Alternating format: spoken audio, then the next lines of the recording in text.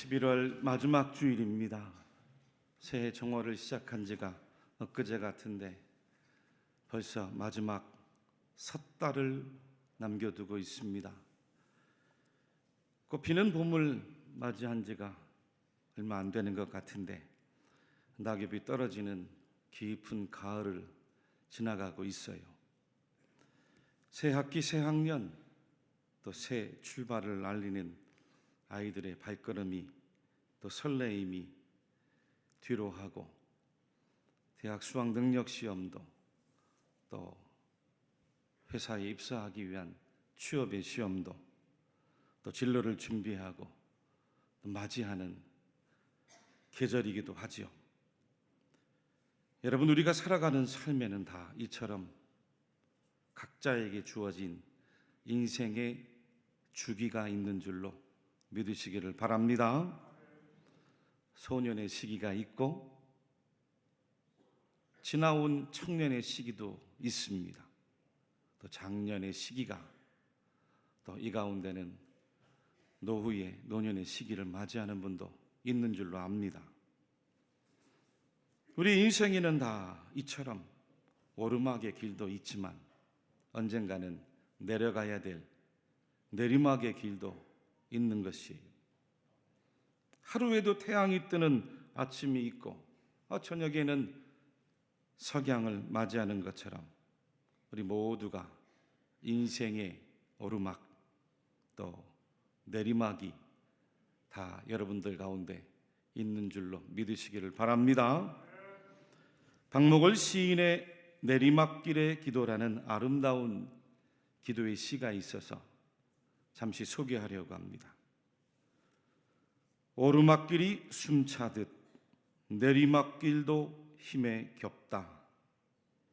오르막길의 기도를 들어주시듯 내리막길의 기도도 들어주옵소서.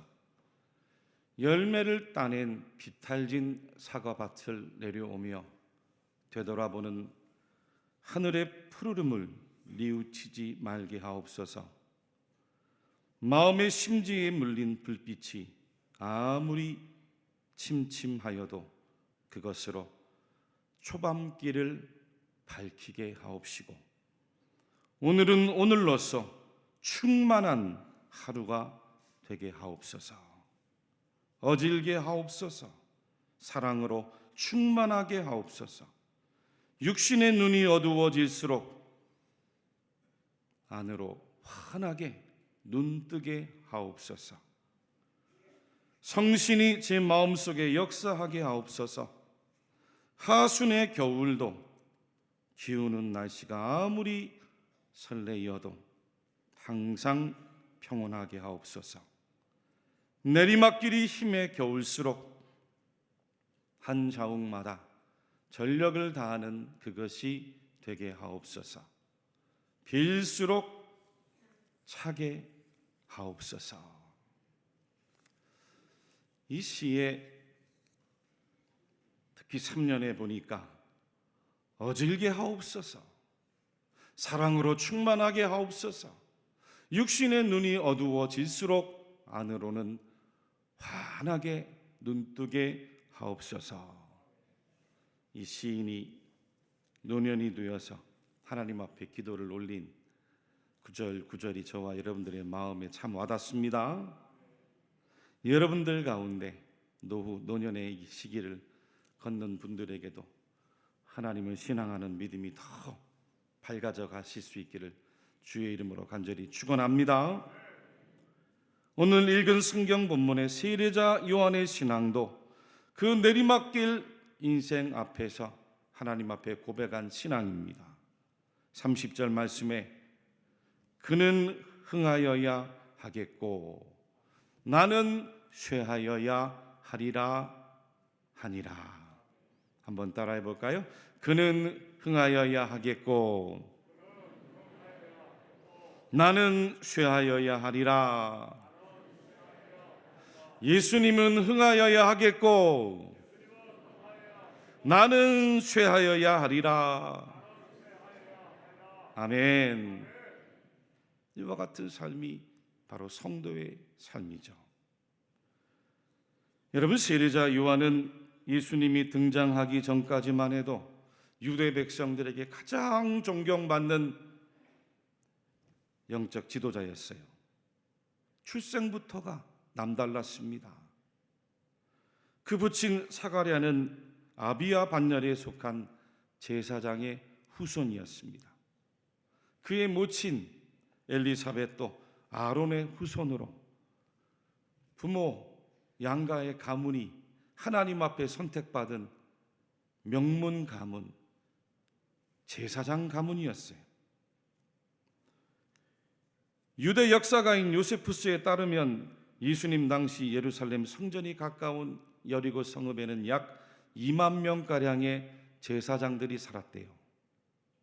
예루살렘 성읍에는 너무나 많은 사람들이 붐비니까 가까운 여리고 성읍에 제사장들이 살아가면서 예루살렘 성전에 올라가 제사를 섬기고 봉사하고 도운 거죠.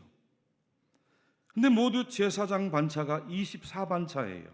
한 반차마다 약 1,000명 정도의 제사장이 속해 있으니 제사를 드릴 때마다 아침 저녁으로 2명이 필요합니다. 1,000명 가운데 2명을 제비 뽑아야 돼요. 500대 1이에요. 그 부친 사가랴가 그 500대 1의 제비를 뽑고 성전에 올라가 성소의 분향단에서 하나님 앞에 봉사를 하는 큰 은혜를 받은 거예요. 그때 사가랴가 성전의 분향단에서 봉사를 하는데 하나님의 신비를 만나죠. 누구를 만납니까? 주의 사자 천사를 만나요. 그리고 천사를 통해서 아직 아이가 없는 자기 가정에 세례자 요한을 얻을 것이라 이름까지도 알려주시는 큰 예언을 받습니다. 요한이 자라갈 때도 마찬가지였어요. 당시 사막에서 메시아를 기다리며 금욕 생활을 하던 그 에세네파 공동체에 들어가 어렸을 때부터 석청을 먹고 메뚜기를 먹고 낙타 토롯을 입으면서 얼마나 경건하게 기도 생활을 해왔으면 능력 있는 선지자로, 신령한 선지자로 그 이름이 점차 소문이 났습니다. 나중에는 이 세례자 요한의 명성이 얼마나 높아졌으면 수많은 사람들이 그에게 와서 요단강가에 엎드려 세례자 요한이 베푸는 죄사함의 세례를 받으려고 줄을 서고 대기하는 거예요. 그런데 오늘 본문 26절에 어떤 증언을 하고 있었습니까? 그들이 요한에게 가서 이르되 랍비여, 선생님과 함께 요단강 저편에 있더니 곧 선생님이 증언하시던 이가 세례를 베풀매 사람이 다 그에게로 가더이다. 세례 요한을 따르던 제자들의 이야기입니다. 선생님, 지금까지 선생님을 따르는 많은 유대 백성들이 이제 선생님을 버리고 예수라 이름하는 저 사람에게 다 가고 있습니다. 시기와 질투의 소리였죠. 사람들이 선생님의 이름은 잊어버리고 예수란 사람의 인물에 더 주목하고 예수란 사람의 이야기의 화제의 중심이 되고 있습니다. 자기들이 모시는 영적인 스승의 명성과 권세가 높아져야 자신들도 어깨가 으쓱하고 함께 이름이 높아지고 인정받고 명예가 올라갈 텐데 그러지를 못하니까 혹시 사람들로부터 스승의 이름도 잊혀지고 또 자기들의 이름도 잊혀질까 봐 두려워서 하소연을 한 거죠. 여러분, 사람이 오르막길을 올라가는 것도 쉬운 일이 아니에요. 오르막길을 올라가지 못해서 그 아래에서 늘 맴돌다가 인생을 마치는 사람도 얼마나 많습니까? 오르막을 힘들게 올라가 놓고는 그 오르막에서 내리막을 잘 내려오지 못해 또 넘어지는 사람도 얼마나 많은지 몰라요. 잘 올라갔다가 내려오지를 못해서 그만 실수하고 넘어지고 실패한 인생으로 끝나는 사람도 허다한 거예요. 내려오는 일도 쉬운 일이 아닙니다. 전에 섬기던 교회에 제가 맡고 있던 교구하는 집사님이 주일날 배웠는데 이 팔을 통기부스를 하셨어요. 집사님, 어디 다치셨습니까? 무슨 일이 있으셨어요? 여쭈었더니 하시는 이야기가, 목사님, 제가 등산을 갔다가 하산하다 그만 굴러 넘어졌다는 거예요. 다행히 머리에 안 다친 게 천만다행이라고. 그러면서 간증을 하시는데, 워낙 젊으셨을 때부터 등산을 좋아해 집사님 인생의 목표가 국내 100대 명산을 오르는 거였대요. 그 목표를 이루기 위해서 일반 산악회 회원으로 가입을 하시고 주일날도 등산 간다고 하면 예배도 빼먹고 다니셨다는 거예요. 얼마나 산을 잘 타셨는지, 얼마나 잘 올라가고 잘 내려왔는지, 그 안에서도 별명이 날다람쥐였어요. 그런데 그만 10개 남짓 미 등반산을 남겨놓고 지난 주일도 산에 올라갔다가 자신만만하게 내려오다가 그만 넘어지고 앞으로 굴러버렸다는 거예요. 목사님, 이만한 게 다행입니다. 정신도 잃고 여기저기 엑스레이도 찍고 다 검사했는데 팔에만 골정상을 입고 이만한 게 다행이라고. 그러면서 병원에서 치료받는데 곰곰이 생각을 하니, 하나님보다 산을 얼마나 더 좋아했는지 주일도 빼먹고 산을 우상시하고 살아왔던 자기 인생에게 하나님께서 경고의 사인을 주셔서 그만 넘어지고 굴렀다고, 이만한 게 다행이라고 회개했다고 하더라고요. 할렐루야, 할렐루야. 그렇습니다, 여러분. 오르막 인생을 올라가는 것도 우리의 힘으로 안 되는 겁니다. 사람의 힘으로 안 되는 거예요. 지난 주일 말씀드린 것처럼 성도들은 오직 하나님을 앙망할 때에 내게 주신 오르막 인생을 올라갈 줄로 믿습니다. 하나님을 간절히 찾고 하나님을 간절히 바라고 하나님을 간절히 의지하면서 하나님이 주시는 힘과 능력으로 내 가정의 오르막도 오르는 거예요. 내 직장과 일터의 오르막도 오를 수가 있는 겁니다. 인간관계의 오르막도 오를 수가 있습니다. 신앙의 오르막도 하나님이 힘을 주셔야 되고 하나님 주시는 능력으로 한 걸음 한 걸음 올라가는 거예요. 믿습니까? 내리막도 마찬가지입니다. 나의 힘으로 내려오는 게 아니에요. 하나님과 함께 내려오는 겁니다. 예수님과 함께 내려오는 거예요. 성령의 힘을 입어서 성령의 능력으로 끝까지 함께 내려올 때 잘 내려올 수가 있더라는 거예요. 그런 점에서 세례자 요한은 예수님과 함께 자기 인생의 그 내리막길을 아주 잘 내려왔어요. 어떻게 잘 내려왔습니까? 자기가 사는 그 위치와 사명 존재의 위치를 하나님 앞에 잘 알고 있었어요. 28절 말씀에 뭐라고 했습니까? 나는 그리스도가 아니요 그의 앞에 보내심을 받은 자라 고백을 합니다. 사람들이 아무리 위대하다고 신령하다고 축혀 세워주고 높이 세워줘도 나는 그리스도가 아닙니다. 아무리 기적을 행하고 능력을 행해도 나는 메시아가 아닙니다. 나는 그리스도 메시아 앞에 그분을 예비하기 위해 보냄받은 자에 불과합니다.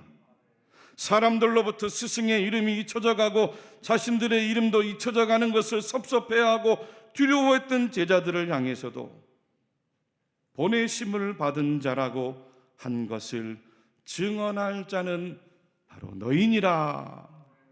바로 너희니라. 오히려 자기 제자들마저 예수님이 그리스도이신 것을 증언해야 된다고 가르치고 있어요. 얼마나 놀라운 고백이에요. 사랑하는 교회 여러분들이요, 왜 우리 가정이 어렵습니까? 왜 우리의 일터와 직장이 그렇게 어려워요? 왜 사람들 때문에, 인간관계 때문에 그렇게 힘이 듭니까? 내려오지 못해서 그렇죠. 잘 내려오지 못해서 그래요. 교회 안에서도 열심히 봉사하다가 왜 갑자기 성도들 간에 시험이 듭니까? 예수님을 위해 내가 내려와야 되는데 내가 그 자리에서 내려오지 않기 때문에 그런 거예요. 예수님이 계셔야 될 자리에 내가 딱하니 버티고 여전히 서 있으니 어려움이 생기는 거예요. 내가 내려야 할 자리를 모르고 내려오지 않으니까 문제가 생기고 어려움이 가정에도 직장에도 교회에도 생기더라는 거예요. 여러분, 세례자 요한은 잘 알고 있었습니다. 자기 사명은 예수님을 위해 보냄받은 자에 불과하다고 잘 알고 있었어요. 아무리 사람들이 칭찬하고 높여주어도, 아무리 하나님께서 자기에게 능력을 주시고 은사를 주어도 거기까지 모든 은혜가 오직 예수님을 위해서일 뿐이에요. 예수님의 영광을 위해서, 예수님의 복음을 위해서 하나님께서 그저 나를 사용했을 뿐인 거예요. 내 자리가 어디 있어요? 내 존재가 어디 있어요? 하나님께서 태어나게 하시니 태어난 거예요. 하나님께서 그곳에 있게 하시니 있었던 것뿐이에요. 하나님께서 오르막 인생을 오르게 하시니 그저 높이 있었던 것뿐이에요. 하나님이 내려오라 하시면 내려와야 되는 거예요. 마치 내가 예수님인 것처럼, 내가 그리스도인 것처럼 그것을 잃어버리고 예수님이 계셔야 할 그 자리에 교만하게 탁 앉아 있으니 나중에 어떻게 하십니까? 하나님이 강제로 내려오게 하시는 거죠. 내려오는 것도 앞으로 굴르고 뒤로 굴르고 넘어져서 내려오게 하실 수도 있어요. 예수님 당시 이 유대인의 혼인 관례가 신랑 친구 역할이 참 중요했습니다. 혼례 전에도 신랑 친구가 중매자로서 신부를 데리고 신랑에게 가야 돼요. 결혼식 당일에는 친구가 신랑의 들러리로 서 주어야 돼요. 결혼식이 끝나고 피로연회도 모든 축하 잔치를 주관하는 역할도 사회도 모두가 이 신랑의 친구의 역할이었어요. 그렇다고 여러분, 그 혼례식의 주인공은 누구여야 합니까? 신랑이죠. 아무리 거기서 일을 많이 했다고 신랑의 친구가 주인공이 아닙니다. 신랑의 친구는 들러리 역할이었습니다. 돕는 역할이었어요. 신랑이 주인공이에요. 모든 혼례의 관심과 주인공은 신랑이어지 내가 아니라고 섭섭해하면 큰일 나는 거죠. 요한은 자기를 가리켜서 신랑이신 예수님 옆에 신랑의 음성을 듣는 신랑 친구로 나는 크게 기뻐하노라 라고 고백을 합니다. 29절 말씀, 나는 이러한 기쁨으로 충만하였노라. 할렐루야, 할렐루야. 저는 여러분들도 예수님으로만 충만하기를 축복합니다. 예수님으로만 기뻐하기를 축복합니다. 어느 교회에 목사님께서 은퇴식을 하시게 되었대요. 정년을 맞이해서 은퇴회식을 하는데 노회에서 훌륭하게 목회하시고 먼저 은퇴한 선배 목사님들이 그 은퇴식에 오셔서 축하의 권면을 하는 거죠. 근데 그때 어느 선배 목사님이 권면의 말씀을 하시다가 목사님 은퇴하시고 이제 교인들한테 혹여나 섭섭병이 도지면 그동안엔 잘 찾아오기도 하고 인사도 하던 성도들이 찾지도 않고 인사도 안 한다고 혹시나 섭섭병이 도지면 이제부터 제가 처방해드리는 이 3가지 약을 잘 잡수셔야 됩니다. 저도 그런 병을 앓았는데 이 약을 먹고 싹 고쳤습니다. 첫 번째 약, 바로 인내의 약, 두 번째 감사의 약, 세 번째 사랑의 약입니다. 특히 사랑의 약은 먹다가 쓰다고 성질 난다고 중단치 말고 옆에 계신 사모님이 꼭 잘 챙겨서 주시기를 바랍니다. 그러면 은퇴 이후에도 매일매일이 행복의 샤워를 하겠지만 세 가지 약을 복용하지 않으면 평생토록 행복하지 못할 겁니다. 이 약만 잘 잡수시면 목사님 은퇴 이후도 하나님 주시는 천수를 누리며 건강하게 행복하게 잘 보내시리라 믿습니다 하고는 권면을 마쳤어요. 사랑하는 교회 여러분들, 어찌 은퇴하시는 목사님뿐이겠습니까? 여러분들도 가정에서 자식 때문에 섭섭하고 남편 때문에 섭섭하고 아내 때문에 섭섭하고 직장 그 동료 때문에 섭섭하고 교회 와서도 성도들 간에 서로가 연약해 섭섭해하면 그때마다 내가 아직도 내리막길을 잘 내려오지 못하는구나, 내가 내리막길을 잘 걷지 못하는구나 생각하시고 어떤 약을 먹어야 된다고요? 어떤 약이요? 인내의 약, 감사의 약, 사랑의 약. 대구 칠곡의 교회 여러분들, 성도들은 예수님으로 충만하면 오르막도 기쁨으로 올라갑니다. 예수님으로 우리 마음속이 충만하면 예수님과 함께 내리막도 잘 기뻐하며 내려올 수가 있어요. 세상 사람들은 명예와 재물과 자기 자랑과 시기와 원망으로 오르락내리락 하도 저와 여러분들은 예수로만 가득 차서 오르막도 내리막도 언제나 하나님 앞에서 승리하며 살아가시기를 축복합니다. 그는 흥하여야 하겠고 나는 쇠하여야 하리라. 예수님은 점점 드러나야 하겠고 나는 점점 사라져야 하리라. 예수님의 소리는 점점 커져가고 내 소리는 점점 작아져 간다는 뜻이에요. 나는 십자가 아래 죽을 때에 예수님은 내 안에 높이 살아계셔서 여러분들을 위해서 하나님이 끝까지 붙들어 주실 수 있다는 거예요. 모든 인생에 찾아오는 섭섭병을 이기고 예수님 주시는 기쁨으로 충만하여 여러분들의 인생이 예수 그리스도 복음의 삶으로 늘 터져 나올 수 있기를 주의 이름으로 간절히 축원합니다. 마지막 고린도후서 4장 16절 말씀 한 목소리를 읽고 말씀을 마치겠습니다. 시작. 그러므로 우리의 겉사람은 낡아지나 우리의 속사람은 날로 새로워지도다. 아멘.